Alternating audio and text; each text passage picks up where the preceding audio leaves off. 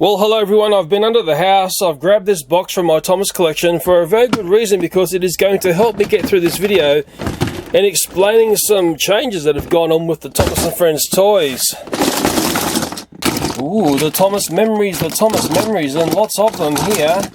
Hey, look at that there. I can't even remember doing that modification. That's a Gandy Dancer underneath a Thomas Take-Along. Wow, how long ago did I do that? Totally forgot I did that modification. But now's not the time to ponder a glorious YouTube past. I need to find in this box here some good examples of how this toy has changed over the years. I might even stretch the story back as far as the paper-faced turtle. That would be an excellent start, I feel. And then it went to that. I think you can see where this video is going. Where's the next Thomas in procession? Rightio, I have arranged some of my Thomases hopefully into something that will paint a picture. That's Ertl Company there, Learning Curve, and from here on, going around here, are the Mattel Thomases going right up to here. This is where the goodness started with the die-cast little Thomases, 1984 paper-faced Ertl. Okay, this is the one you pray you're going to find when you go to a garage sale and someone's got marked on it 20 cents. Don't you wish? By the next year, it had transformed to a Thomas that looked like this. Okay, all of a sudden, it had a face that was not paper, it was a cast face. The weakness of this toy, as I've said many times over, was the coupling system. Nevertheless, it's one of the all-time great Thomas the Tank toys. I'm sure we all understand Ertl made some excellent Thomas & Friends toys, but then it was time, quite a few years later, for Learning Curve to have their go. Let's drag these guys over.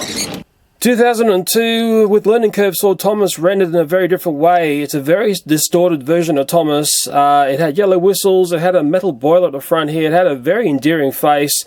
It had the great magnet couplings that worked both ways. It had a very robust wheel set, which was different to the Ertl. Very much a Thomas toy that once you saw children play with this, you understood, wow, it's actually a fantastic toy. Lots of metal in this. Very, I think, very collectible toy, these earlier Learning Curve ones. They are a little bit hard to find now. One fault I saw with them is sometimes you'll see the wheels will have a crack there. You'll sometimes see on them rusty axles, and the rusty axles can develop cracks and the wheels will fall off. So that's one little tiny problem I've noticed with these if they get wear and tear. Oh, they came in all different sorts of versions and varieties, and great rolling stocks with it as well. I don't know if you see glory like that these days. I think we look back on this take-along era and we think, wow, wasn't it great back then? It's one of those things, you go back in time and you say, well, back then the toys were better, but they started to cheapen up. Even Learning Curve did that. They introduced a plastic boiler at the front here. Mind you, they still had some pretty fancy looking toys. And I think they started to get a little bit lighter by doing that. Sometimes lighter toys is good, because if you have children that throw toys around, it's going to cause less damage. But there was also the spectacular ones as well. Ones like that. I mean, Learning Curve, I think, did a grand job in presenting Thomas & Friends toys over the years. And I haven't got all the varieties of take-alongs. I wish I did. There's many more variations of take-along Thomas toys. And then we move into the Mattel era. And with the Mattel era, I could divide this up into a number of subgroups, which sort of equals 5. The bulk of my Mattel take and play Thomas is the 2009 era. This is one of them right here. If you looked at this quite loosely, you'd say, well, it's just like the later era take-alongs that Learning Curve were making. Well, there's actually quite a few little differences, and maybe if I just drag a take-along up next to this Thomas, which is the Mattel one, maybe you'll start to see how the artwork in particular is different. Look at the whistles there and the way the lines are drawn. Look at the faces there. Really, there are actually quite a few changes between those two. Underneath, they look very similar. It was a refinement of the way Thomas looked on top, I think, was one of the major differences here. Had the smart magnets carried over. I mean, all in all, it was quite a nice Thomas, and like I said, it's the most frequent one that I've got in my collection, and it came in a number of varieties as well. I'm only showing you a small portion. This one was one that makes a sound, and it's got a light. I think the batteries are gone in that. It's looking and sounding very sad. As I found out with my children, they didn't like ones that made sort of chugga sounds. They made the chugga sounds themselves. And there were ones from play sets as well. I think they're from the Gold Mine play sets. I mean, Look, great toys. Yeah, nothing wrong with them at all. I like them a lot. And they were very similar to what Learning Curve were making a couple of years earlier. Now, I've just moved to the next minor subgroup. This is a 2011 Mattel Thomas. This is quite a peculiar one. I think I did a review about this and what it can and can't do. It had like a thing on the back there and it powered itself along. It was a bit of a, I would just say, not adventure. It'd be the nicest way of saying it. To me as a collector, I saw it as a highly interesting Thomas to get. I remember seeing them sitting on the pegs for a long time. That's always a sign, or maybe it wasn't that popular. It did have traction tyres. And it did have the axles that we all know and love, which really went back to the Learning Curve era.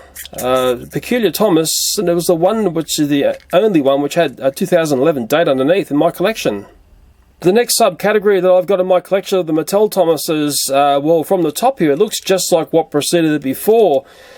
Until you start to scrutinise this model a little bit closer, you'll find that there's a different manufacturing process going on in the way it's held together. And when we look at the running gear underneath, we'll notice that the Thomas axles are actually pinwheel like you find on the Hot Wheels vehicle. It's a much different undercarriage than what was preceding it, which really went back to the Learning Curve era.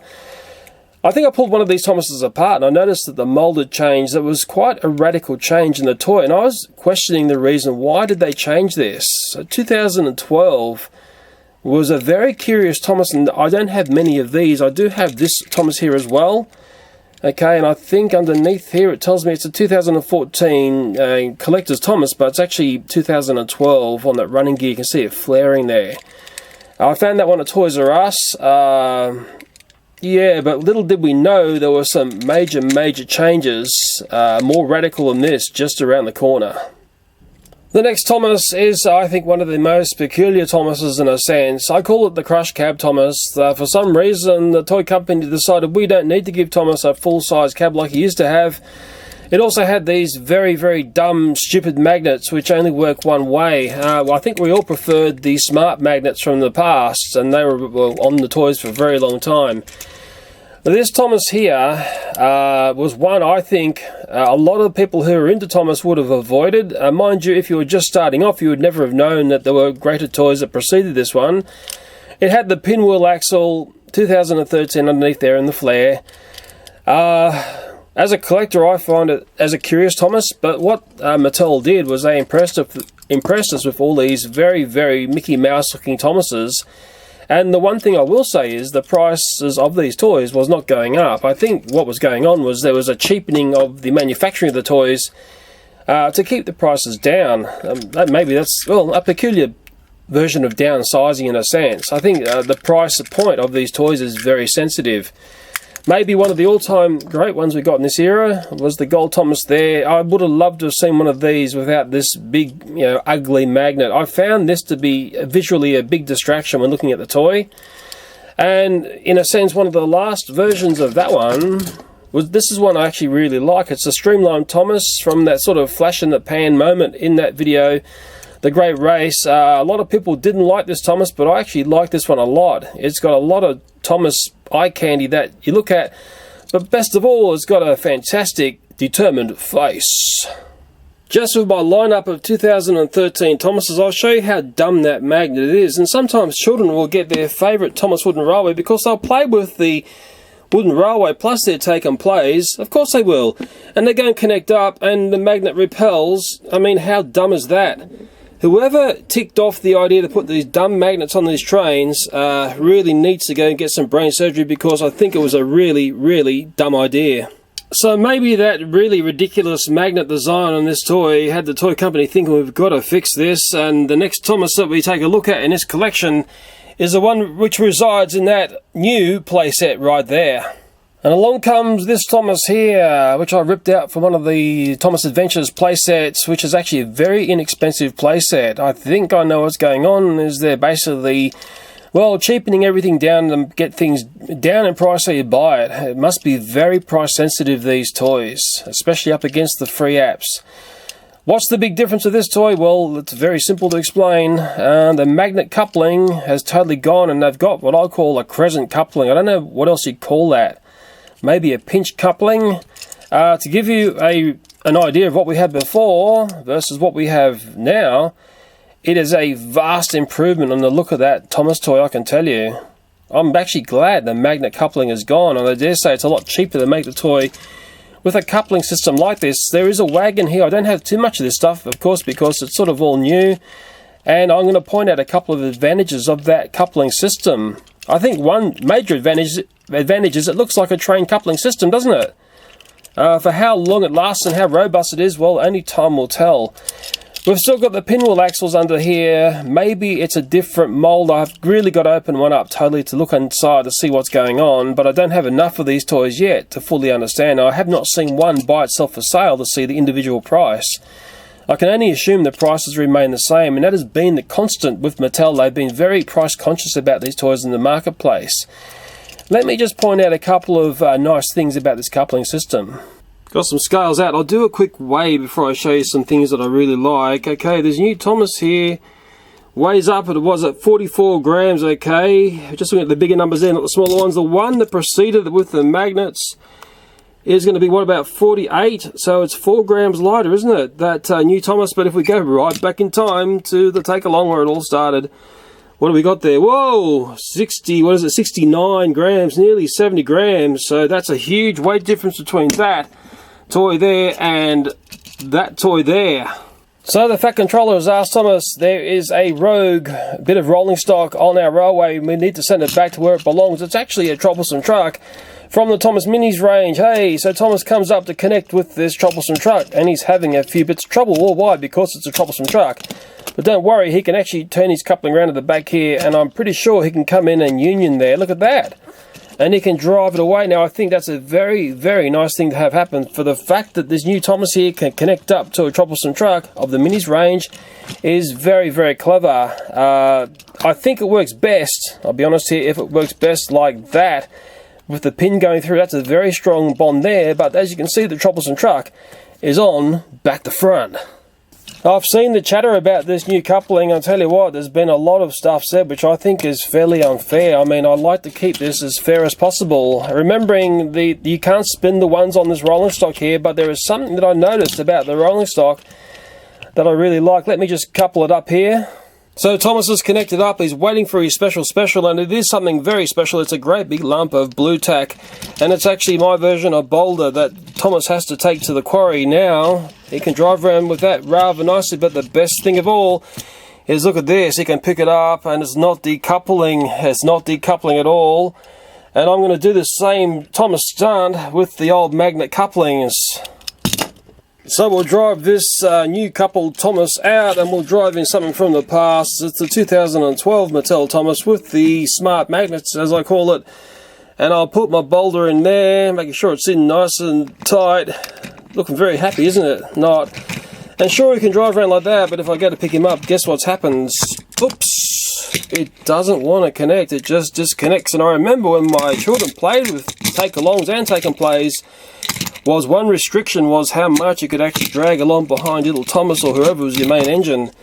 So I think, from seeing that, I see a great advantage in this coupling system for the fact I think we get a stronger bond between the engines and the rolling stock. It's sometimes nice to look at toys in relationship to, like, the years underneath the toys, the dates of manufacture. It's not often I do this, but I think we learn lots when we do. And the other thing I like to peruse is the packaging. I mean, I think many people liked the collector cards back when it was take-along. And for the fact that when you bought your toy, you could see both sides of it. I know lots of people like to see both sides of a toy before they buy it. And then Mattel did have see-through packaging as well. This is the Fisher-Price era in this toy here. It was see-through, okay. But then it started to change to that. I mean, everyone's going to have their, 5 cents and worthy 5 cents of what they liked and disliked. And there is a reminder of the smart magnet coupling system down there. And then the most recent packaging that I've seen is that there. Okay, noticing it's actually shorter as well. That's because the real estate in the shops is worth a lot of money, so the packaging gets smaller. I spoke to someone who explained that to me.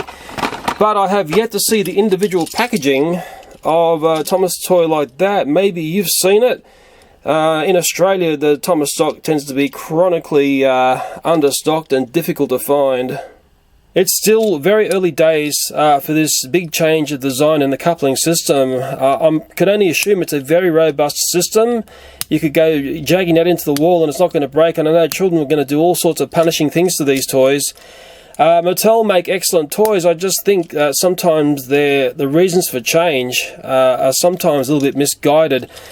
Wouldn't it have been nice, let's say if we had Ertl design come back, we had this coupling system there, because the weak link of that toy there was the coupling system, and, oh, well, they both have pinwheel axles. I remember seeing a lot of the Ertl toys, the wheels would often broken away and whatever else. Yeah, I think that's the sort of toy we like Thomas to be. With a nice coupling system, I think that's all it's ever wanted. And finally, very much delayed, and I'm very, very sorry, I can announce the Thomas Brio giveaway winner.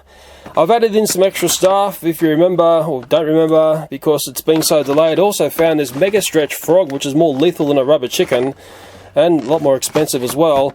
And, you know, the Thomas glow-in-the-dark minis, they were in store after Christmas. I mean, hello, how can you sell toys after Christmas? I mean, there's something tragically wrong with the supply chain of these toys into Australia. I just do not understand. I see it all the time. In a strange way, just looking over these toys here, particularly from the take-alongs to the take-and-plays and what Mattel have done to change the toys going through the years, right up to this Thomas here, is all the things we like and don't like about the Thomas and Friends toys. Let's read the winner's comment.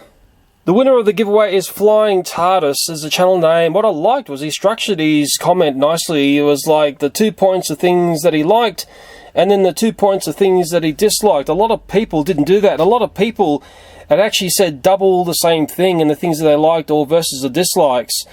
Let me come in and read this remarkable comment. Okay, the two things that Flying TARDIS liked about the Thomas brands, well, number one is, as a rule, you always get some variety between the brands. That's within the Thomas brand, and I do agree with that. I think that's a fantastic aspect. Number two, if treated right, it basically lasts a lifetime, and he goes on to discuss his Tomy stock and then how he can go and mod stuff to being the way he likes to see it. I think they're two very endearing aspects to the Thomas and Friends toys. And now move on to the two things that were detailed and the things that Flying TARDIS dislikes, and this really won it for him, I feel. Number one, sets and items are getting far too gimmicky for my liking. Classic example of this is Trackmaster 2. All it boasts is going faster and climbing up steep inclines, but where is the grunt and power of the old Tomy Tamica World days, where you could easily get 8+ trucks of decent size hauled behind one engine?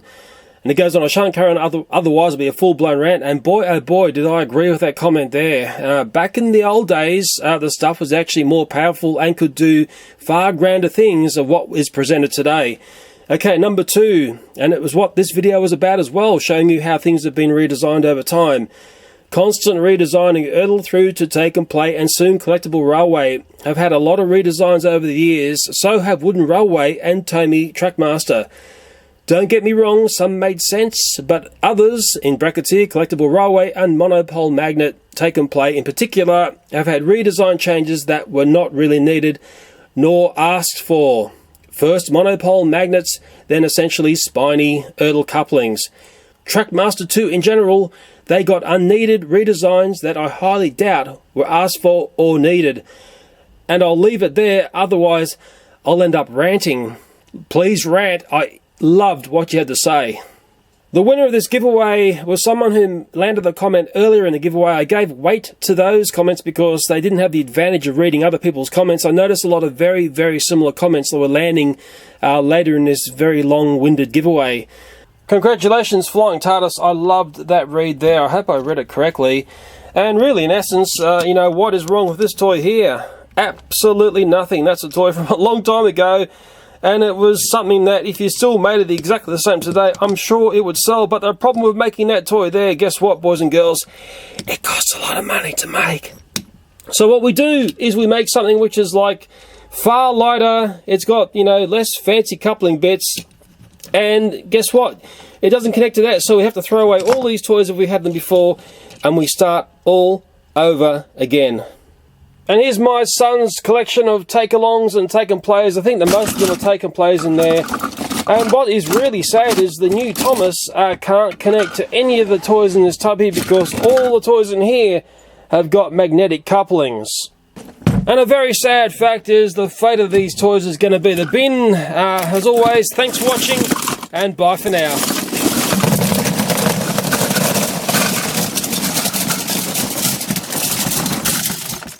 Don't worry, Thomas, all it means is we go out and buy the toys from scratch all over again.